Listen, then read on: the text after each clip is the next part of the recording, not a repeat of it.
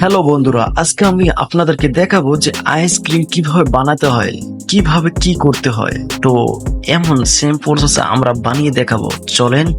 হুম তো প্রথমে আমরা ডিম নিয়ে নিব, তারপরে আমরা একটা এরকম একটা বয়াম নিয়ে নিব, বা সেটাতে আমরা ডিম রেখে দিব, দুধ দেব, তারপরে আমরা কেমিক্যাল দিয়ে দিব, তারপরে এখানে জল কিট দিয়ে দিব, তারপরে এটাতে ভালোভাবে মিশ্রণ করে নিব। মিশ্রণ করে নেওয়া হয়ে গেলে আমরা সেটাতে আবার মিক্স করে দিব। এখানে মিক্স করে দেওয়া হয়ে গেলে আমরা এভাবে চিনি দিয়ে দিব এবং পাউডার দুধ দিয়ে দেবো, তার সাথে কেমিক্যাল দিয়ে দেবো। এবার দেবো বরফ।